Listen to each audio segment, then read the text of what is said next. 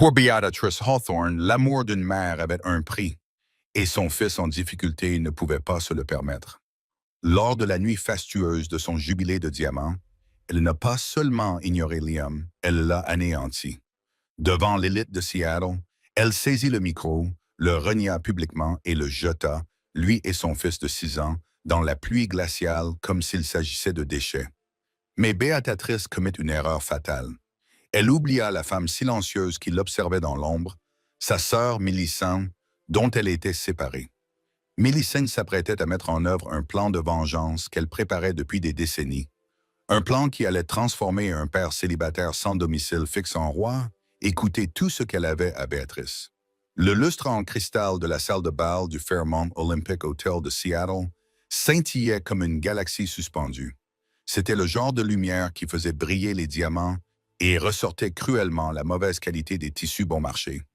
Liam se tenait au fond de la salle, tirant sur le col d'un costume qu'il avait acheté dans une friperie 3 ans auparavant. Il était trop serré aux épaules et effiloché aux poignets, contrastant fortement avec la mer de soie italienne et de velours qui l'entourait. À côté de lui, Noah, 6 ans, lui tenait fermement la main. Noah portait son plus beau costume du dimanche, un petit gilet et une cravate à clip que Liam avait soigneusement repassé le matin même. « Papa, j'ai soif », murmura Noah, les yeux écarquillés devant la fontaine imposante de champagne et de cidre mousseux. « Je sais, mon grand.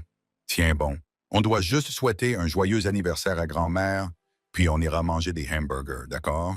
répondit Liam dans un murmure, esquissant un sourire forcé. Il n'aurait pas dû venir. Il le savait. Mais l'invitation était arrivée par la poste. Une carte imprimée générique envoyée par l'assistante de sa mère et une partie stupide de lui-même. La partie qui avait toujours soif de l'amour maternel. Il pensait qu'elle voulait peut-être les voir. C'était son 60e anniversaire, le jubilé d'or de la Fondation Hawthorne. Peut-être, juste peut-être, voulait-elle rencontrer son petit-fils. À l'avant de la salle, la foule s'écarta. Beatrice Hawthorne monta sur scène. C'était une femme remarquable, aux traits fins et impeccablement conservés, vêtue d'une robe cramoisie qui coûtait plus cher que ce que Liam gagnait en un an. Elle tapota le micro et le son résonna dans le silence. « Merci à tous », dit Béatrice d'une voix douce comme du verre. « Cela me réchauffe le cœur de voir ma vraie famille et mes vrais amis ici ce soir.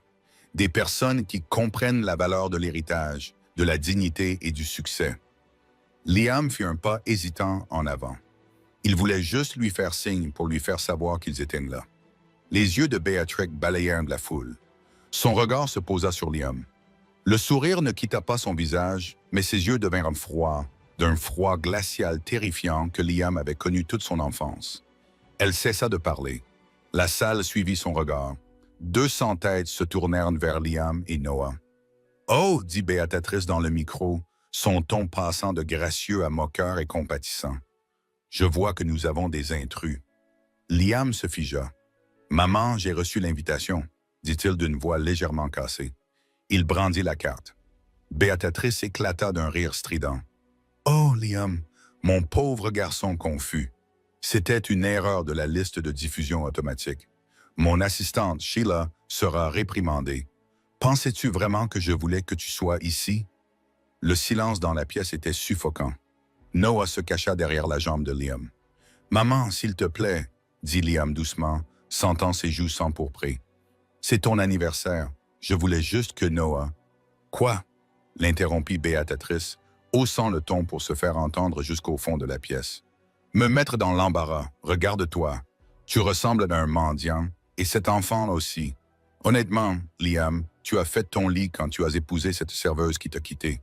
Je t'avais dit que je ne soutiendrais pas ta médiocrité. » Elle s'est tournée vers la foule, jouant parfaitement la victime. « Mesdames et messieurs, je vous présente mes excuses. Voici mon fils adoptif.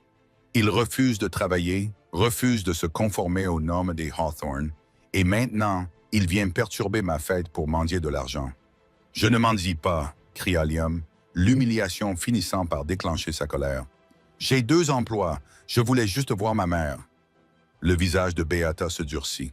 Elle fit signe aux agences de sécurité. « Faites-le sortir, il dérange les invités.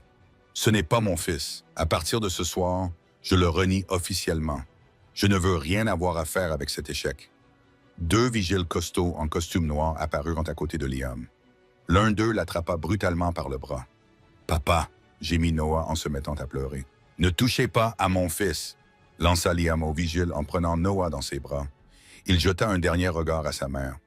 Elle ne le regardait même plus. Elle faisait signe au serveur de lui resservir du champagne. « Viens, Noah, » dit Liam, la voix tremblante de rage contenue et de chagrin. « On s'en va. » Alors qu'ils étaient escortés vers la sortie et que les lourdes portes en chaîne se refermaient derrière eux, des rires étouffés et des applaudissements s'échappèrent de la salle de bal. Béatrice avait transformé son humiliation en divertissement. Dehors, la pluie de Seattle tombait d'averse. Liam n'avait pas de voiture. Ils avaient pris le bus. Il ôta sa veste de costume et l'enroula autour de la tête de Noah. « Pourquoi grand-mère est-elle si méchante ?» demanda Noah en frissonnant. Liam leva les yeux vers les fenêtres illuminées de l'hôtel, luttant pour retenir ses larmes. « Je ne sais pas, Noah. Je ne sais vraiment pas. » Mais ce que Liam ne voyait pas, c'était la vieille femme assise dans un fauteuil roulant près du stand de voiturier, cachée par un grand pilier. Elle était enveloppée dans une épaisse couverture en laine et observait la scène avec des yeux vifs et intelligents. Elle regarda Béatrice épinglée sur la scène à travers les portes vitrées, et elle regarda Liam enrouler son manteau autour de son fils sous la pluie. Millicent Hawthorne. La sœur aînée recluse de Béatrice tapota l'épaule de son chauffeur.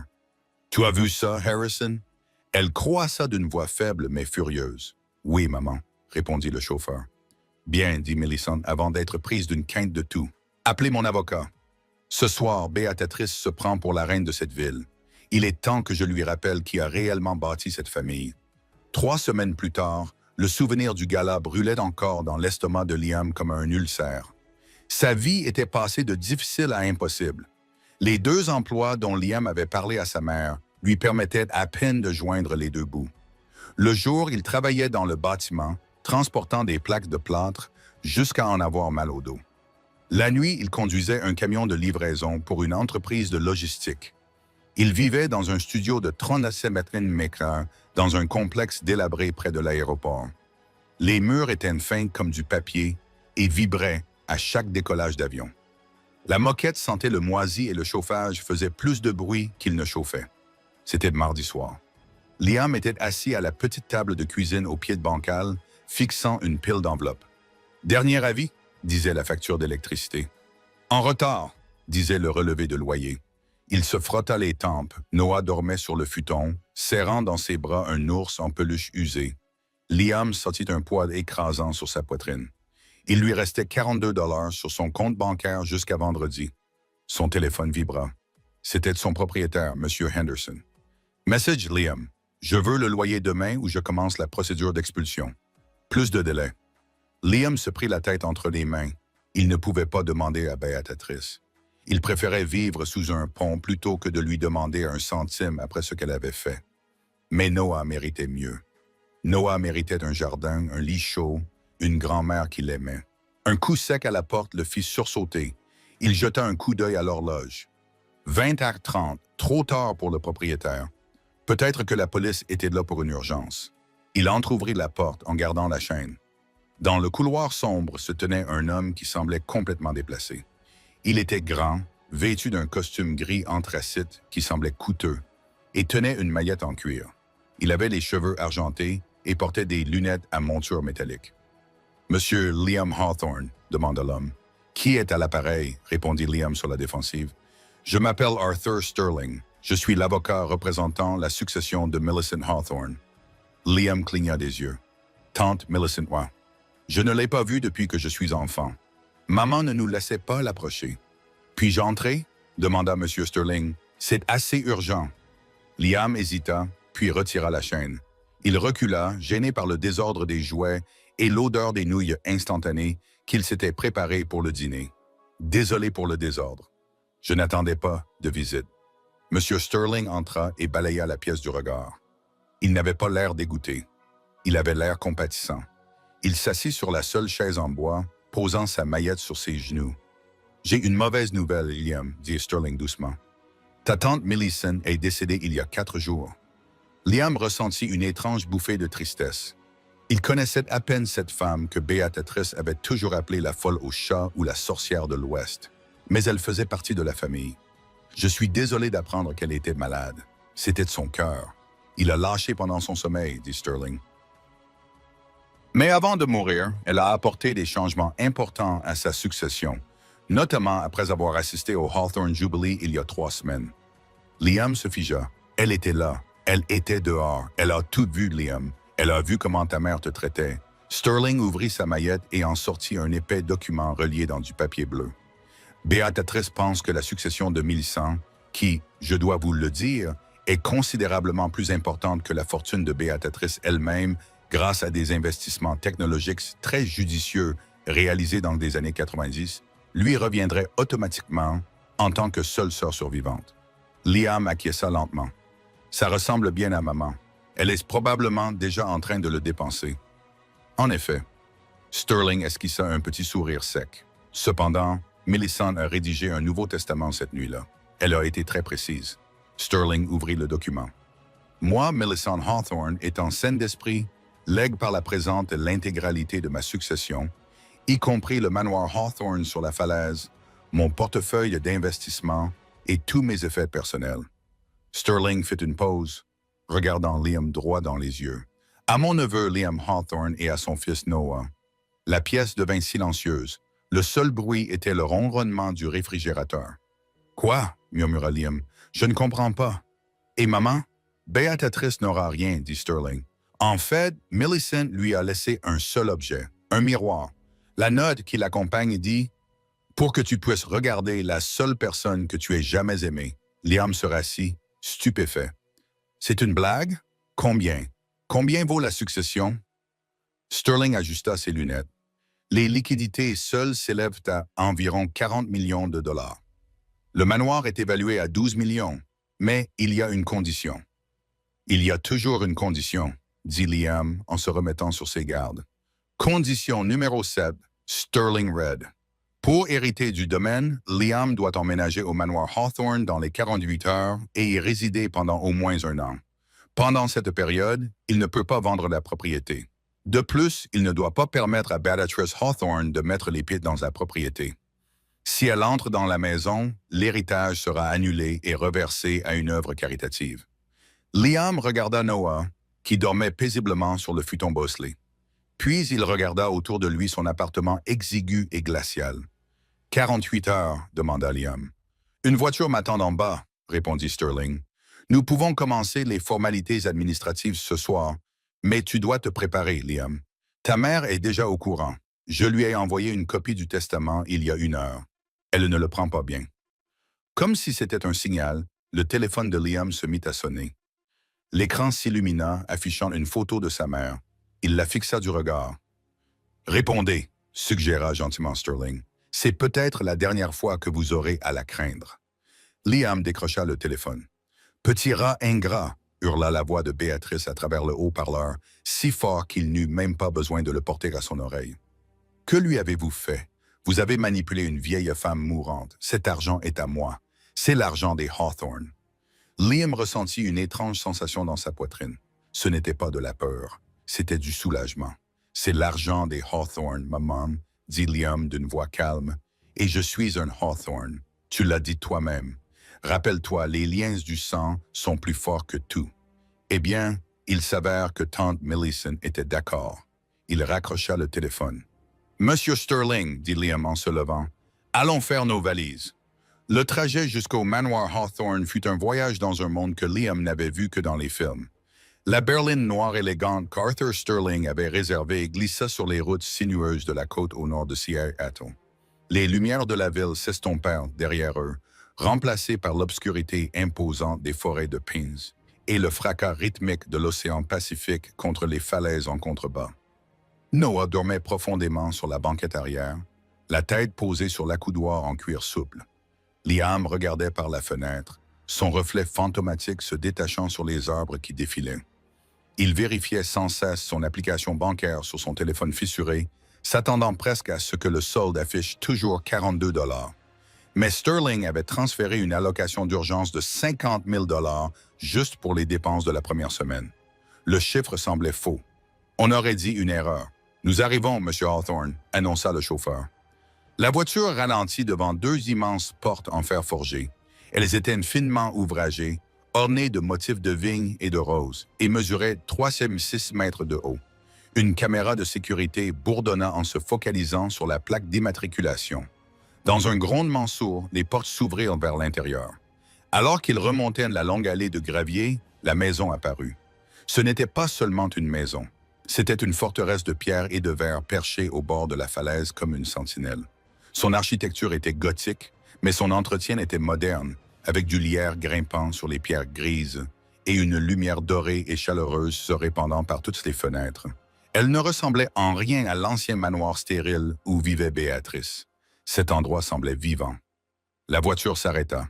La porte d'entrée s'ouvrit avant même que Liam n'ait pu atteindre la poignée. Debout dans l'embrasure de la porte se tenait une femme qui ne ressemblait en rien au personnel rigide employé par Béatrice. Elle était petite, corpulente, avec des cheveux gris en bataille, attachés en arrière, et un tablier couvert de ce qui semblait être de la farine. « Eh bien, ne restez pas là dans le froid, dit-elle d'une voix rauque et chaleureuse. Faites entrer le garçon. » Liam porta Noah dans ses bras jusqu'à l'entrée. « Je m'appelle Liam, parvint-il à dire. Je sais qui vous êtes, mon cher. Je suis Madame Higgins. Je m'occupe de cette maison depuis 20 ans, et si vous êtes à la hauteur de ce que votre tante dit de vous, nous nous entendrons très bien. À l'intérieur, la maison sentait le romarin, le citron et les vieux livres. Elle était encombrée d'une manière charmante. Des tableaux étaient appuyés contre des murs, des piles de livres reliés étaient posées sur des tables anciennes et des tapis persans recouvraient le parquet. « Mettez-le dans la chambre bleue à l'étage », indiqua Madame Higgins en montrant un grand escalier. « La deuxième porte à droite. J'ai déjà baissé les draps. » Liam porta son fils dans les escaliers. La chambre était plus grande que tout leur appartement. Elle contenait un lit à baldaquin, un télescope pointé vers l'océan et des étagères remplies de jouets vintage. Liam borda Noah dans son cœur, le cœur serré en regardant le visage endormi de son fils. Pour la première fois de sa vie, Noah était en sécurité. Vraiment en sécurité. Lorsque Liam redescendit, il trouva Arthur Sterling et Madame Higgins dans la cuisine. Madame Higgins versait du thé dans des tasses dépareillées. « Asseyez-vous, ordonna-t-elle à Liam. Il s'assit. « Il y a des choses que vous devez savoir à propos de cette maison. » Sterling commença à ouvrir à nouveau sa maillette sur l'îlot de cuisine. « Et à propos de votre tante, pourquoi a-t-elle fait cela ?» demanda Liam en enroulant ses mains autour de la tasse chaude. « Elle n'a jamais appelé. Elle n'est jamais venue nous rendre visite. » Madame Higgins poussa un soupir aigu. « Parce qu'elle te protégeait, idiot. » Liam leva les yeux, surpris. « Elle me protégeait, Millicent et Béatrice.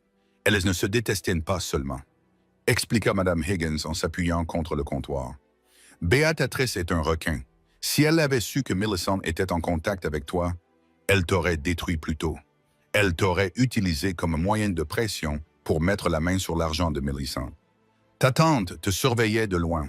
Elle a engagé des détectives privés, non pas pour t'espionner, mais pour s'assurer que tu allais bien. Quand ta femme est partie, qui a payé sa cure de désintoxication pour qu'elle ne te traîne pas devant les tribunaux? Ce n'était pas l'État. » Liam était stupéfait. C'était un donateur anonyme. « C'était Millicent, » confirma Sterling. « Elle voulait que vous construisiez votre propre personnalité, » a ajouté Madame Higgins doucement. Elle a dit « Laissez Béatrice le rendre fort et je le rendrai riche quand il sera prêt. » Elle attendait que vous teniez tête à votre mère ce soir au jubilé. C'était le test et vous l'avez réussi. Sterling a poussé un trousseau de lourdes clés en fer à travers la table. Cette maison est entièrement équipée en personnel. Moi-même, Madame Higgins et 2 jardiniers qui vivent dans la remise. Nous sommes tous fidèles au domaine, mais vous devez rester vigilants. La condition du testament est absolue. Si Béatrice franchit le seuil, ne serait-ce que d'un pied dans le hall d'entrée, la fiducie sera dissoute.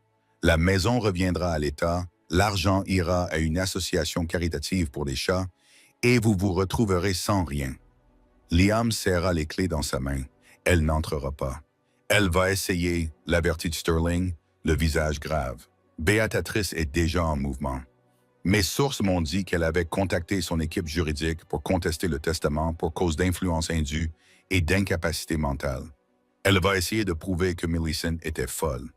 Quel essai, dit Liam, avec une nouvelle détermination dans la voix. Je ne suis plus le gamin effrayé qu'elle a jeté hors de l'hôtel. Je suis le propriétaire de Hawthorne Manor. Cette nuit-là, Liam ne dormit pas dans la suite principale. Il dormit sur le tapis de la chambre de Noah, terrifié à l'idée que s'il fermait les yeux, il se réveillerait dans le studio avec l'avis d'expulsion sur la table. Mais lorsque le soleil se leva, peignant l'océan de nuances roses et dorées, il était toujours là. Et pour la première fois depuis des années, le silence n'était pas effrayant. Il était paisible. La première semaine fut floue, marquée par l'adaptation. Liam a démissionné de son travail, un appel téléphonique qu'il rêvait de passer depuis une décennie. Il a acheté à Noah une nouvelle garde-robe, pas des vêtements de créateur tape à l'œil, mais de bons manteaux chauds et des bottes robustes. Ils ont exploré le domaine, découvrant une plage cachée au pied des falaises et une bibliothèque remplie d'éditions originales. Mais l'équilibre était fragile. Le 8e jour, l'interphone de la porte d'entrée a sonné. Madame Higgins était en train de pétrir de la pâte dans la cuisine. Elle a regardé l'écran et a froncé les sourcils. « C'est de la méchante sorcière », a-t-elle craché. Liam s'est dirigé vers l'écran mural. La caméra noire et blanc granuleuse montrait une limousine blanche immaculée garée devant la porte. Béatrice se tenait là, portant des lunettes de soleil surdimensionnées et un foulard, ressemblant à une star de cinéma tragique. Elle n'était pas seule. Un homme avec un appareil photo se tenait derrière elle. Liam appuya sur le bouton pour parler. « Que veux-tu, Béatrice ?» Il ne l'appelait pas maman. « Liam, mon chéri. » Sa voix grésillait dans le haut-parleur, dégoulinante d'une fausse douceur. « S'il te plaît, ne soyons pas puérils. J'ai apporté des cadeaux pour mon petit-fils. Je veux juste parler. Nous sommes une famille. Nous avons cessé d'être une famille lorsque tu nous as jetés dehors sous la pluie. » Répondit Liam, le cœur battant à tout rompre. « Tu es en infraction. Pars. »« J'ai le droit de voir mon petit-fils, » s'écria Béatrice d'une voix claire, jouant la comédie pour la caméra derrière elle. « Vous le retenez en otage. Je suis une vieille femme, Liam. Comment pouvez-vous être aussi cruel? Vous avez 10 secondes pour partir avant que j'appelle la police, » dit Liam froidement. « Et Béatrice, si vous franchissez cette porte, je vous ferai arrêter. » Il relâcha le bouton. Sur l'écran, il vit le visage de Béatrice se déformer de rage. Elle dit quelque chose au caméraman, puis remonta dans la limousine. La voiture fit marche arrière de manière agressive et démarra en trombe. « C'était d'un coup monté, » dit Madame Higgins en s'essuyant les mains avec une serviette. « Elle a amené un paparazzi. Elle va faire le buzz dans les tabloïds. Un fils ingrat vole son héritage et bannit sa mère au cœur brisé. »« Je me fiche de ce que diront les journaux, » dit Liam. « Ce qui m'importe, c'est le testament. » Mais Béatrice était plus maligne qu'un simple intrus. 2 jours plus tard, un camion de livraison arriva. C'était une entreprise réputée, Saddle Fine Furnishings. 2 hommes en combinaison bleue sonnèrent à l'interphone. « Livraison pour Monsieur Noah Hawthorne », dit le chauffeur dans l'interphone. « C'est un jeu sur mesure signé par Madame Hawthorne. » Liam hésita. « Je n'ai pas commandé de jeu. Il est écrit ici que c'est un cadeau. Écoutez, mon ami, c'est lourd. Nous devons juste le déposer dans le hall d'entrée. Nous ne pouvons pas le laisser dehors dans l'humidité. » Liam les regarda sur l'écran. Cela semblait inoffensif, un ensemble de jeux. C'était peut-être un cadeau pour se donner bonne conscience. Ou peut-être que Sterling l'avait commandé. « Faites-les entrer, mais dites-leur de le laisser sous le porche, » dit Liam. Il appuya sur le bouton pour ouvrir le portail. Le camion remonta l'allée dans un grondement. Liam sortit sur le vaste porche en pierre, les bras croisés. Les 2 hommes sautèrent du camion. Ils ouvrirent l'arrière du camion. À l'intérieur, il n'y avait pas de jeu. Beatrix Hawthorne était assise sur une chaise pliante à l'arrière du camion de livraison, en train de siroter un café au lait. Elle se leva en lissant sa jupe. Les 2 livreurs, manifestement des agents de sécurité privée, s'écartèrent. « Bonjour, Liam. » Elle sourit. « Astucieux, n'est-ce pas? Techniquement, je n'ai pas conduit ma voiture sur la propriété. Je ne suis qu'une cargaison. » Liam se tenait devant la lourde porte en chêne qui bloquait l'entrée. « Quittez ma propriété. »« Je ne pense pas que je vais te le faire, » dit Béatrice en descendant du camion sur l'allée de gravier. Elle regarda la maison avec des yeux avides. Millicent a laissé cet endroit se délabrer. « Le lierre est honteux, Je vais devoir démolir l'aile est. Vous ne démolirez rien, dit Liam en descendant les marches pour la rejoindre, s'assurant de rester entre elle et la porte. Vous n'entrerez pas. Oh, je n'ai pas besoin d'entrer pour l'instant, dit Béatrice en baissant la voix. Elle sortit un document juridique plié de son sac à main. Je suis juste venu vous le remettre en main propre. Elle poussa les papiers contre la poitrine de Liam. Il les attrapa instinctivement. Cour supérieure de Washington. Demande de garde. Plaignante, Beatrice Hawthorne. Défendeur, Liam Hawthorne. Liam sentit le sang se retirer de son visage. Qu'est-ce que c'est que ça? Tu n'es pas apte, Liam, dit Beatrice, sa voix se transformant en un murmure venimeux. Tu n'as pas d'antécédents professionnels. Tu as des antécédents d'instabilité financière. Tu vis dans la misère et maintenant tu isoles l'enfant dans un endroit isolé. J'ai des avocats qui coûtent plus cher que ta vie. Je vais prouver que tu es mentalement instable et incapable d'élever un Hawthorne. Elle s'approcha, dégageant une odeur de parfum coûteux et de malveillance. Voici le marché. Tu me cèdes la maison. Je te laisserai garder quelques millions, assez pour aller vivre dans une caravane quelque part et te saouler à mort, et j'abandonnerai la procédure de garde. Tu peux garder le morveux. Je n'en veux pas, de toute façon. Je veux juste ce qui m'appartient. Liam la fixa du regard. Pendant un instant, la vieille peur revint. La peur de cette femme qui contrôlait tout. La femme qui pouvait claquer des doigts et le ruiner. Mais alors, il leva les yeux vers la fenêtre du deuxième étage. Noah était là, le nez collé contre la vitre, faisant signe à son père.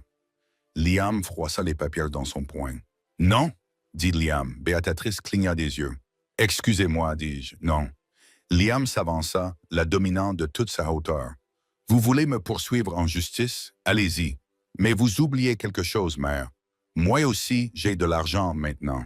J'ai l'argent de Millicent et je dépenserai jusqu'au dernier centime pour détruire votre réputation si vous essayez de prendre mon fils. » Il se tourna vers les livreurs. « Vous êtes complices d'intrusion. Si vous n'avez pas quitté mon allée dans 30 secondes, je ferme les portes et j'appelle le shérif. » Et dans ce comté, le shérif était un ami personnel de Millicent. Les hommes se regardèrent, puis regardèrent Béatrice. « Madame Hawthorne, nous n'avons pas signé pour être arrêtés. » marmonna l'un d'eux. « Lâche !» hurla Béatrice. « Monte dans le camion, Béatrice, dit Liam en lui montrant la soute. Retourne dans ta maison vide. » Le visage de Béatrix prit une teinte violette que Liam n'avait jamais vue. Elle se précipita dans le camion, perdant un talon au passage. Elle lui lança un regard noir depuis l'obscurité de la soute. « Ce n'est pas fini, Liam.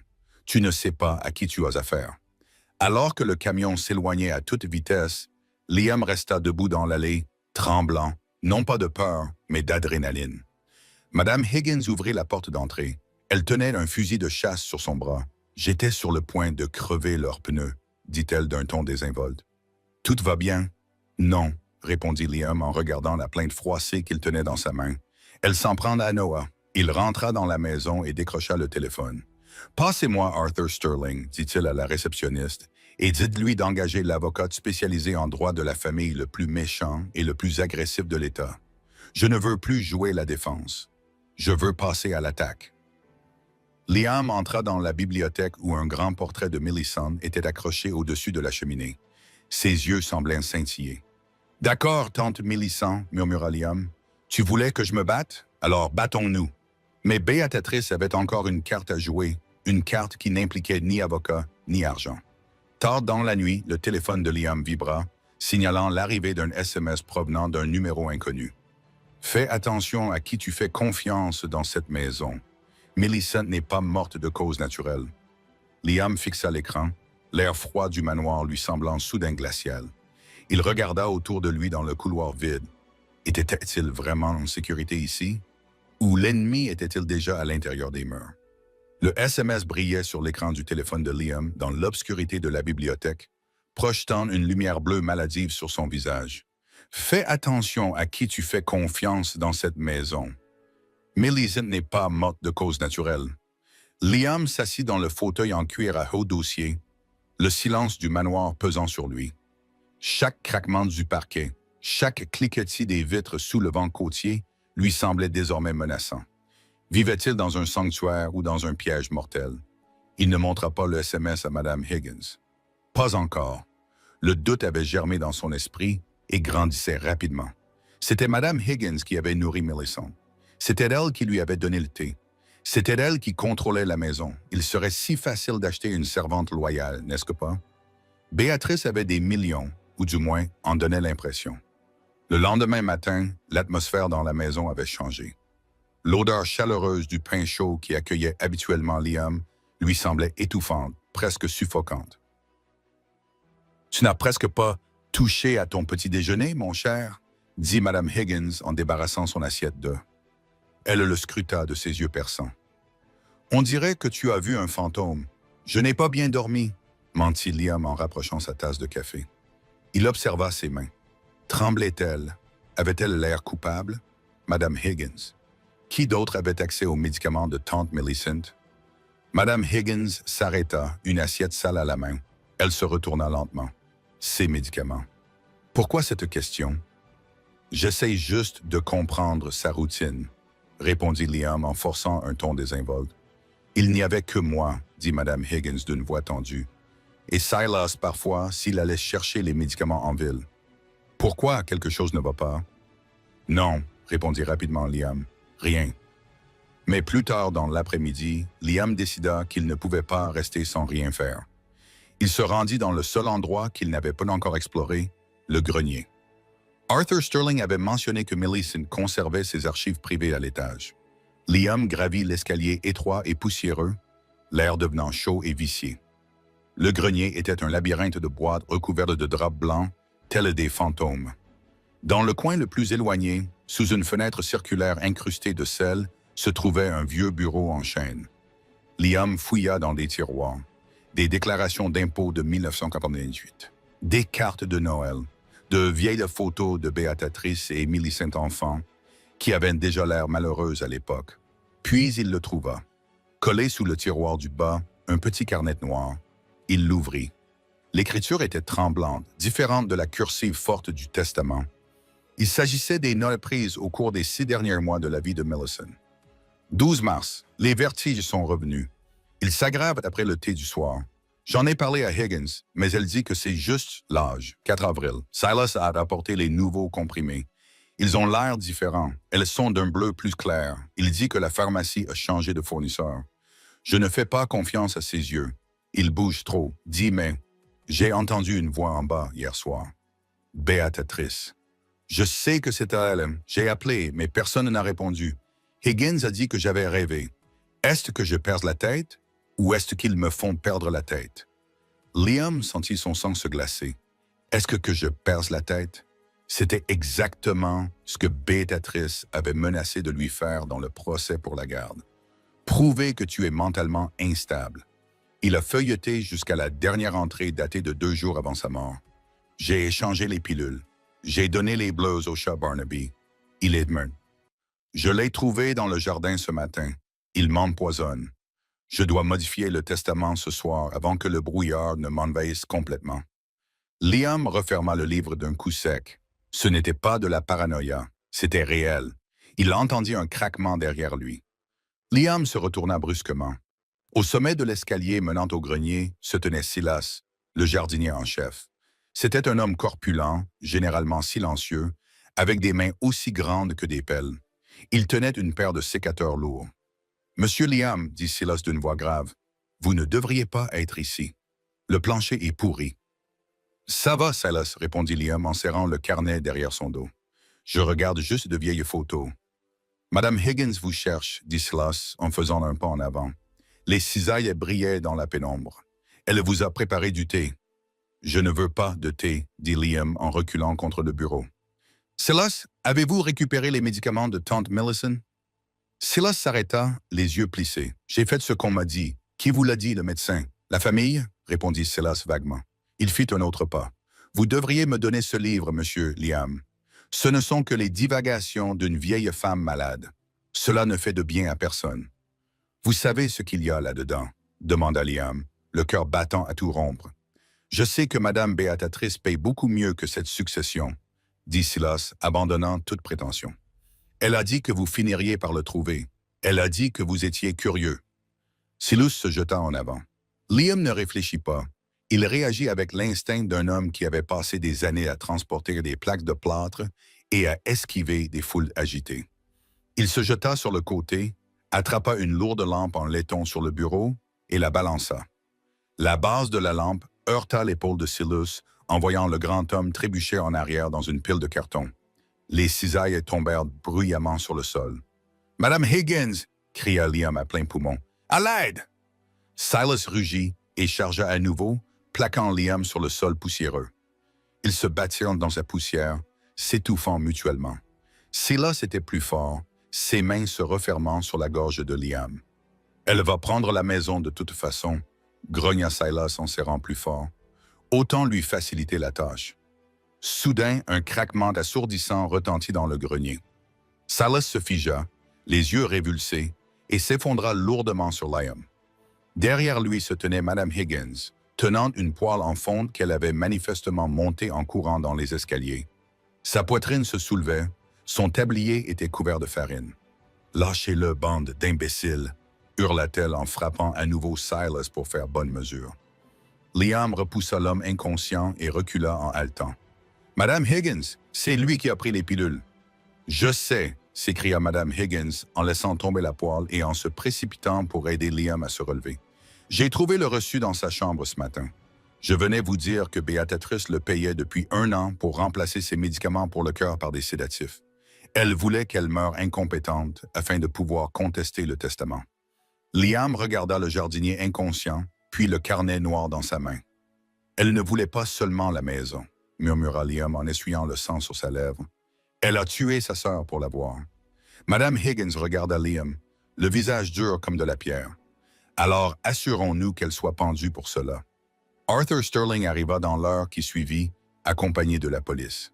Silas fut arrêté, encore groggy après avoir reçu un coup de poing. Il chanta comme un canari dès qu'ils mentionnèrent la complicité de meurtre.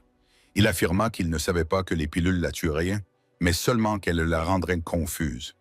Il désigna Béatrice du doigt. Mais Sterling, toujours pragmatique, avait de mauvaises nouvelles. « C'est la parole de Silas contre celle d'un pilier de la communauté », dit Sterling alors que les voitures de police s'éloignaient. « Béatrice prétendra que Silas est un employé mécontent qui ment pour de l'argent. Sans preuve physique que Béatrice a ordonné l'échange, l'accusation de meurtre ne tiendra pas. Elle est trop insaisissable. Nous avons le journal intime, dit Liam. Cela prouve que Millicent était suspecte, pas que Béatrice est coupable, rétorqua Sterling. Cependant, Sterling ramassa le cahier noir et une pile de documents financiers que Silas avait conservés comme assurance dans sa couchette. Cela nous donne un moyen de pression. Nous ne pourrons peut-être pas encore la faire emprisonner pour meurtre, mais nous pouvons la détruire là où elle y tient le plus. « Où ?» demanda Liam. « Au tribunal. » Sterling sourit d'un air sinistre. L'audience pour la garde aura lieu dans 3 jours. Béatrice pense qu'elle va écraser un pauvre père célibataire. Au lieu de cela, elle va tomber dans une embuscade. La cour supérieure du comté de King était envahie par les journalistes. Béatrice avait bien fait son travail. Les gros titres de ce matin-là disaient « L'héritière Hawthorne cache son fils dans une forteresse à flanc de falaise et la grand-mère se bat pour sauver l'enfant de la misère. » Liam portait un nouveau costume parfaitement ajusté à sa silhouette. Il tenait la main de Noah tandis qu'il montait les marches du palais de justice. Sterling marchait à leur côté, ressemblant à un requin dans son costume rayé. « Ne regarde pas les caméras, » murmura Sterling. « Regarde droit devant toi. Tu es un père qui protège son fils. C'est la seule histoire qui compte. »« Papa, pourquoi y a-t-il autant de monde ?» demanda Noah en serrant son jouet dinosaure. « Ils veulent juste prendre des photos, mon chéri. Tout va bien. » Liam le rassura. Dans la salle d'audience 4B, Béatrice était assise à la table du plaignant. Elle était impeccable dans son tailleur Chanel blanc, un choix délibéré pour paraître innocente et maternelle. Elle s'essuya les yeux secs avec un mouchoir lorsque Liam entra. La juge, l'honorable Margaret Chen, frappa son marteau. « Nous sommes ici pour statuer sur la garde de Noah Hawthorne. Procédons. » L'avocat de Béatrice, un homme rusé nommé M. Thorne, dont Liam nota qu'il coûtait 1 000 $ de l'heure, se leva. Il brossa un tableau sombre. Il a montré des photos de l'ancien appartement de Liam, avec la peinture écaillée et le réfrigérateur vide. Il a évoqué la cote de crédit de Liam. Il a évoqué le fait que Liam avait été licencié il y a 4 ans pour être arrivé en retard parce que Noah était malade. « Votre honneur », a déclaré Thorne d'une voix tonitruante. Liam Hawthorne est un homme incapable de prendre soin de lui-même, encore moins d'un enfant. Il a entraîné ce garçon dans un cauchemar gothique, l'isolant de sa grand-mère aimante. Beatrix Hawthorne veut simplement offrir à Noah la stabilité, l'éducation et l'environnement qu'un Hawthorne mérite. Puis Béatrice a pris la parole. Elle était une actrice digne d'un Oscar. Elle pleurait doucement. « J'ai essayé de l'aider, sanglotait-elle. Je lui ai proposé de l'argent. Je lui ai offert un foyer, mais il est tellement en colère. Il me déteste et il utilise mon petit-fils comme une arme pour me faire du mal. Je veux juste sauver Noah, murmura la salle d'audience avec compassion. Liam se sentit mal. Tout cela n'était que mensonge, chaque mot. À vous, dit Thorne d'un air suffisant. Arthur Sterling se leva. Il ne se dirigea pas vers le podium. Il marcha droit vers Béatrice, tenant le cahier noir et une liasse de relevés bancaires. « Mademoiselle Hawthorne, » commença Sterling d'une voix faussement polie, « vous parlez beaucoup de stabilité, du niveau de vie des Hawthorne. Pouvez-vous dire à la Cour quels sont les actifs liquides actuels de la Fondation Hawthorne? » Béatrice se figea. Ses larmes cessèrent instantanément. « Je ne vois pas en quoi cela est pertinent pour la garde de mon petit-fils. »« C'est pertinent, » intervint le juge Chen. « Si vous prétendez être la meilleure source de revenus, vos finances sont un sujet légitime. Répondez à la question. » Béatrice se raidit. « La Fondation est en bonne santé. Nous avons des actifs qui se chiffrent en millions. »« Des actifs, » corrigea Sterling. « Ou des dettes. » Il plaça un document sur le projecteur. Il s'agissait d'un avis de saisie sur la propre demeure de Béatrice. Un murmure parcourut la salle d'audience. Ce document avait été déposé 2 semaines auparavant. Sterling déclara « Votre maison fait l'objet d'une saisie. Vos cartes de crédit sont à leur limite. Vous avez contracté des emprunts auprès de 3 prêteurs prédateurs différents. N'est-il pas vrai, Madame Hawthorne, que la seule raison pour laquelle vous voulez la garde de Noah est qu'il est l'héritier de la fortune des Millicent Hawthorne? Vous ne voulez pas du garçon. Vous voulez contrôler son fonds fiduciaire. »« C'est un mensonge, » s'écria Béatrice, perdant son sang-froid. « Je l'aime. »« Et vous ?» demanda calmement Sterling. « C'est pour cela que vous avez engagé un homme nommé Silus pour remplacer les médicaments pour le cœur de votre sœur. »« Objection !» hurla Thorne en se levant d'un bond. « Spéculation, calomnie. J'ai la déclaration sous serment de M. Silus Vane. » Sterling cria plus fort que lui, jetant le document sur le bureau du juge, admettant que Béatrice Hawthorne lui avait versé 10 000 $ provenant directement de votre compte restant pour nuire à la santé de Millicent. Nous ne nous battons pas seulement pour la garde, votre honneur. Nous soumettons des preuves au procureur pour tentative d'homicide. La salle d'audience s'est enflammée. Les journalistes assis au fond tapaient frénétiquement sur leur téléphone. Béatrice s'est levée, le visage déformé par un rictus. « Vous n'avez aucune preuve que Gardiner est un drogué. Je suis Béatrice Hawthorne. J'ai construit cette ville. Vous n'avez rien construit. » Liam s'est levé. Il n'en avait pas l'intention, mais il n'a pas pu s'en empêcher. Vous avez hérité d'une fortune et vous l'avez dépensée en fêtes et en diamants, tandis que votre sœur a investi et bâti un héritage. Vous n'avez pas construit de la ville, maman. Vous vous êtes juste mise en scène devant elle. « Asseyez-vous, Monsieur Hawthorne, » avertit l'huissier. Mais le mal était fait. Béatrice regarda autour d'elle. Elle vit le jugement dans leurs yeux. Elle vit le dégoût sur le visage du juge. Le juge Chen lut la déclaration sous serment en silence. La salle retint son souffle. « Madame Hawthorne, » dit le juge d'une voix glaciale, « cette cour juge votre demande de garde non seulement frivole, mais malveillante. Compte tenu des preuves d'insolvabilité financière et des allégations profondément troublantes concernant la succession de votre sœur, j'accorde la garde complète et permanente au père, Liam Hawthorne. »« Non, » pleura Béatrice. « De plus, poursuivit le juge, je prononce une ordonnance restrictive immédiate. Vous ne devez pas vous approcher de Liam ou Noah Hawthorne, et je recommande au procureur d'ouvrir immédiatement une enquête sur ces accusations de fraude et d'agression. Balife, veuillez escorter Madame Hawthorne hors de la salle. » Béatrice ne partit pas avec dignité. Elle cria, elle jura, elle renversa un vase rempli d'eau.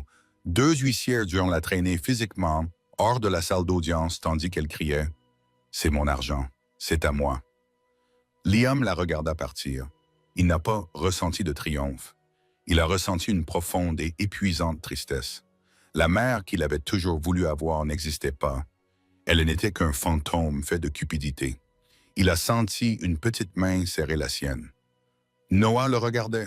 « On a gagné, papa ?» Liam l'a pris dans ses bras et l'a serré fort. « Oui, mon grand, on a gagné. On rentre à la maison. » À l'extérieur du tribunal, les flashs crépitaient, mais le récit avait changé. Une mondaine déchue traînait hors du tribunal. Un père célibataire héroïque dévoile le scandale Hawthorne. Liam ne s'arrêta pas pour les interviews. Il monta dans la voiture avec Sterling et Noah. « Que va-t-il lui arriver maintenant ?» demanda Liam alors qu'il s'éloignait. « La faillite !» répondit Sterling en fermant sa maillette. « Et probablement la prison. » Silas témoigne. Le grand livre bleu que tu as trouvé détaille non seulement les pilules, mais aussi des années de détournement de fonds commis par Béatrice au détriment du trust familial. « Elle est finie, Liam. » Liam regarda par la fenêtre. La pluie avait cessé. Le soleil perçait à travers les nuages au-dessus de Seattle. « C'est fini, » murmura Liam.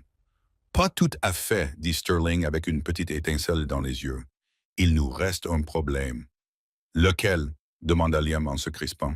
« Tu as un manoir de 12 millions de dollars qui nécessite beaucoup de travaux, 40 millions de dollars d'investissement à gérer et un enfant de 6 ans qui doit se rendre à son entraînement de football dans 1 heure. Être un Hawthorne est un travail à plein temps. » Liam rit. C'était le premier rire sincère et insouciant qu'il avait laissé échapper depuis des années. « C'est un problème que je peux gérer. » 1 an plus tard, le manoir Hawthorne ne ressemblait plus à une forteresse hantée.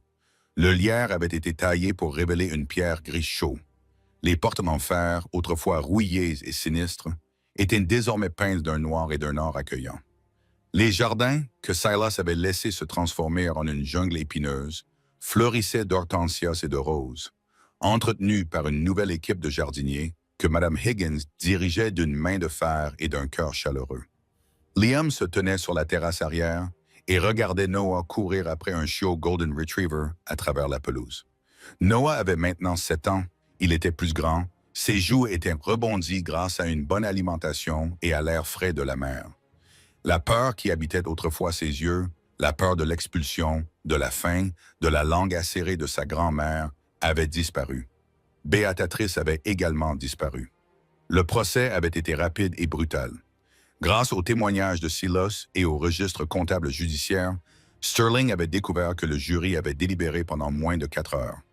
Béatrice purgeait actuellement une peine de 15 ans au Centre correctionnel pour femmes de Washington pour fraude, détournement de fonds et tentative d'homicide involontaire.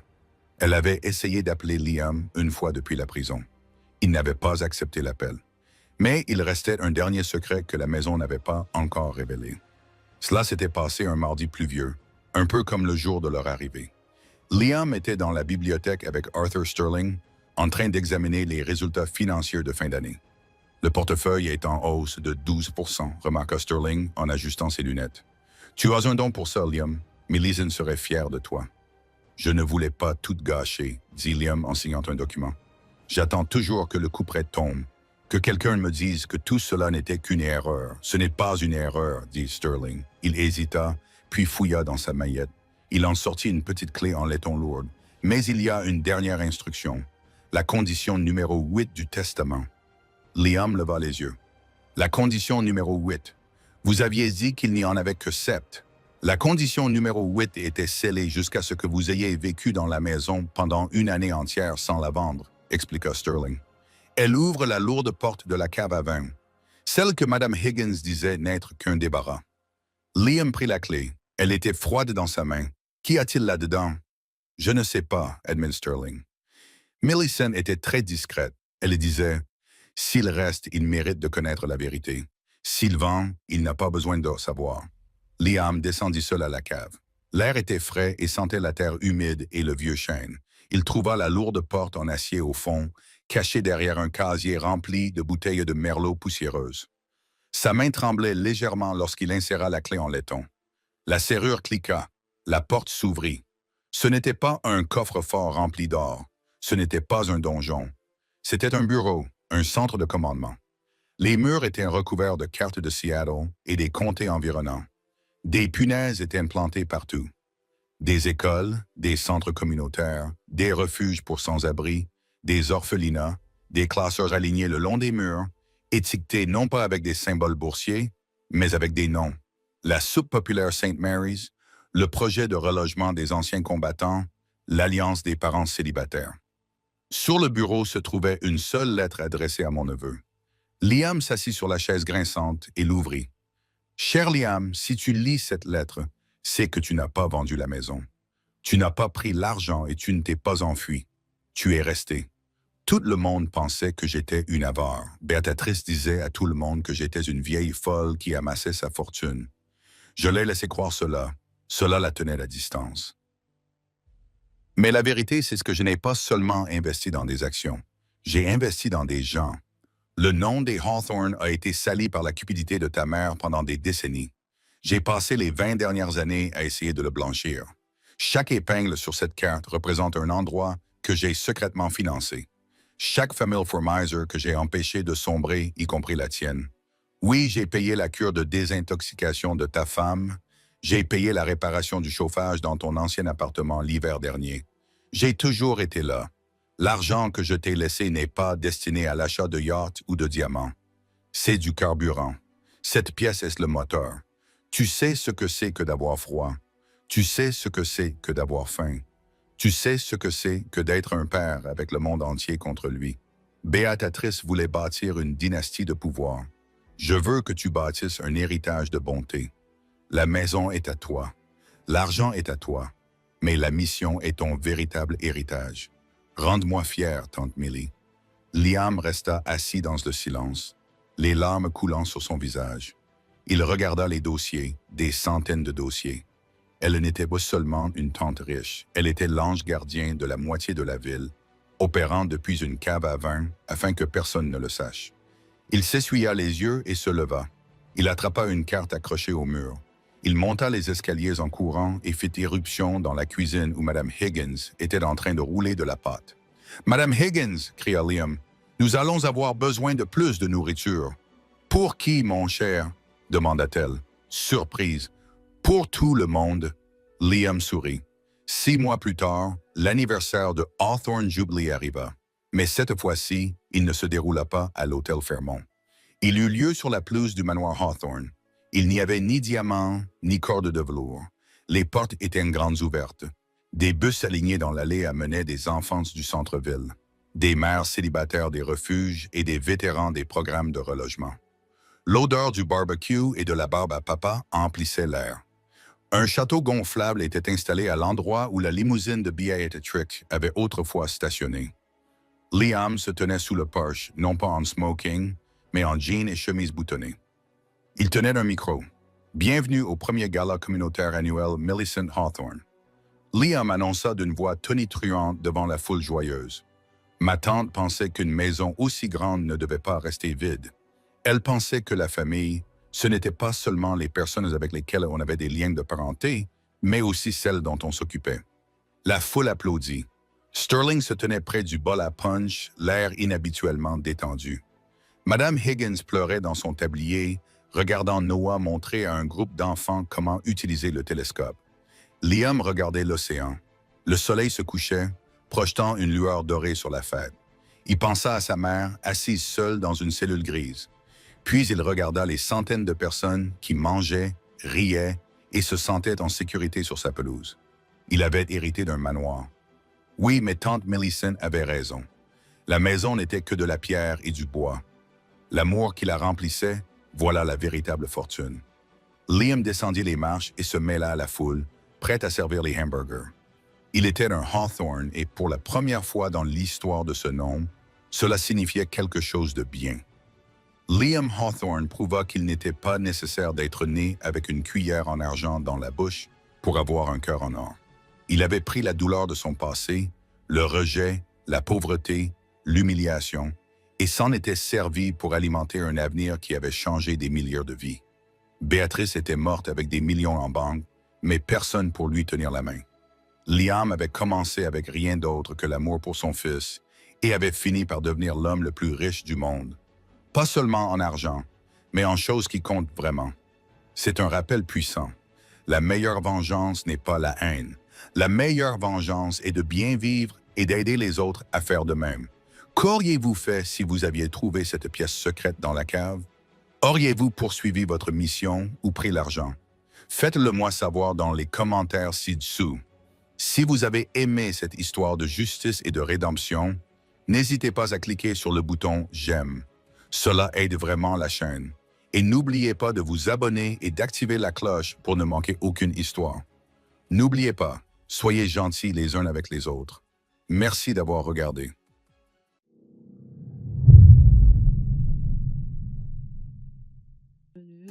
Et je prends le spike! Je prends le spike la team, je prends le spike. Tu peux Oh là devenir- là. En vrai, tu peux devenir oui, non. Tu veux. Parce que Non, toi, non, je suis un forcément, terreau que qui tu prend joues le main spike. pour jouer post lane. That's why. Je suis un terreau qui plante, moi. Hein. Comme. Je suis un terreau qui Ben plante, oui. hein. Je suis un terreau qui plante, hein. Je ferai pas comme le terreau qu'on a eu, hein.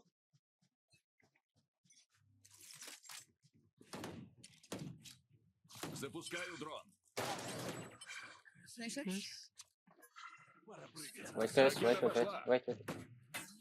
Заряд активен.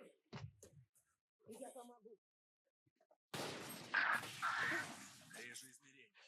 Барьер установлен. Chat flank. Спайк установлен.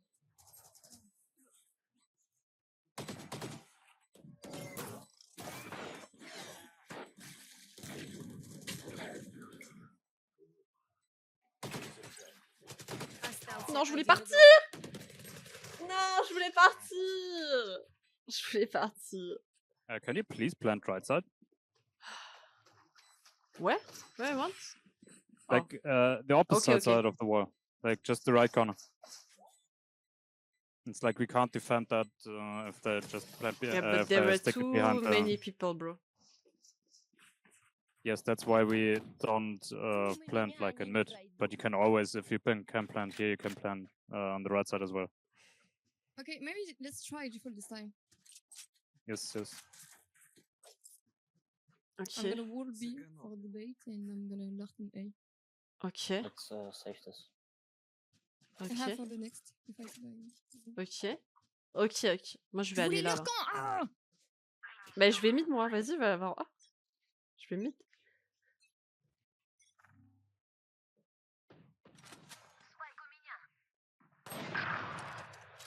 Запускаю Open дрон. mid. Tout devant nous. Один подавлен. Ракета запущена. The guardian on my body if you can like get it somehow. Close mid. I flash, wait. Flash, flash. Граната активна. Can we go A? T'as une smoke ou un wall ou quoi? Can you rest me, Sage? Attends, j'arrive t'aider. Тебе еще нужно исполнить свой долг. Перезаряжаю. Chamber was double door. Oh, that- Ah, mais Il m'a double loupé, door. j'avais pas l'info. Open site on my ping. Tout. Остался один Ah, ils игрок. sont deux! Спайк на А. Oh, ils sont deux! Ils sont deux. Voilà. Je fais plus aucun kill dès que je joue terreau. J'étais vu sur Reyna quand même. Let's go fast B. Du coup, They tu play parles de now, quel they push fast. drama, Tramison? Parce que tu disais drama, ça s'engueulait sur le chat. Hein? C'est peut-être le chat de Circonflexe, hein. Tu vois, c'est le chat de qui, hein? Moi, le chat de Circonflexe, j'ai pas suivi, hein. we don't Y a have aucun spike drama in dans chat, mon so chat à that's moi. Je suis coming. good. Okay. You can have your ult, you reach me. Ищу цели. Режу измерение. One on site, one on site. Ракета запущена. Ça m'a... Ça m'a reveal. Moi, je Oh, flank. super. Je flank. Flank. Ah, mais il me voit et je le vois pas. Wait, what? Il me voit, Oh, je we le are vois dying. pas. Flank. C'est qui avait le flank? Personne. Oh, yeah, okay, we have no use for flank. Someone has to I watch need it. to Oui, watch oui. flank, but you to plant. Laisse-moi planter, s'il te plaît. Je vais Yeah. Après, sinon, je peux l'heure si vous voulez. Hein. Let's go B again. Comme tu veux. Et je fais plus un kill dès que j'ai joué Théo, je fais plus de Je veux l'heure, je veux kills. l'heure. Faut que je retourne sur Reina, je joue mieux Reina. Mais c'est sur l'autre touch. Moi, il y a pas d'embrouille dans mon... Vous êtes que deux à parler dans mon chat, donc il y a pas d'embrouille.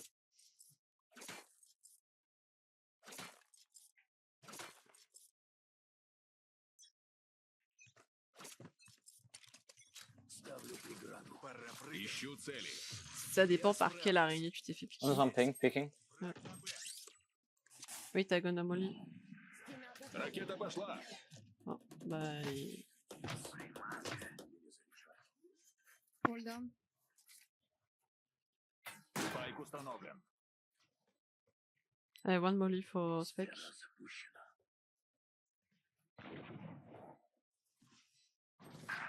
140 on neon. Backside. Ослепляю. I have. Замечательно. Don't pick, Okay. don't pick. Neon is 1 HP. Остался один враг. Остался один Oh, игрок. pick me. Molly, Molly. Ракета запущена. Okay. Nice. Готов. Nice. So. Oui. Wouh. Molly, Molly. Molly, Molly. Can I drop? Oh, no. Okay, guys, we wait. can maybe push B and I have my Terra, can you keep light shield and? Yeah, I have light. I have I'm light dropping. shield. I can't. Oh, no man. Okay. Ask Bulldog maybe or the Guardian or something. We pushing A or B? I have my ult Go if you B. want. If I take Yeah, go B. Go B. B, okay. Just cover me when I Поиграть push B. захотелось. Поиграем.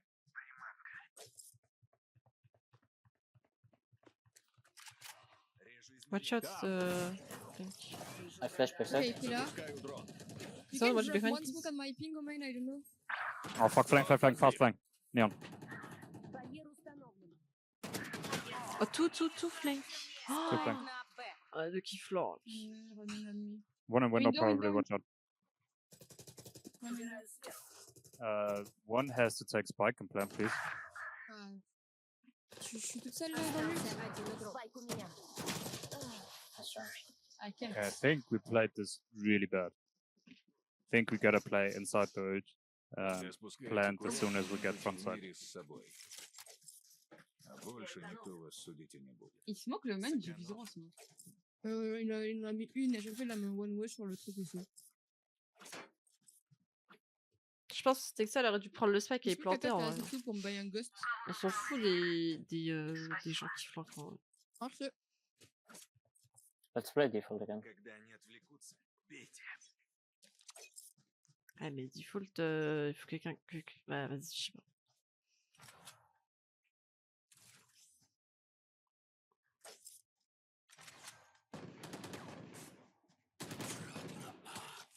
Граната активна. Soit en A. Ищу цели. Дрон подбит. Tue en A. Sova, Chamber and Viper en A.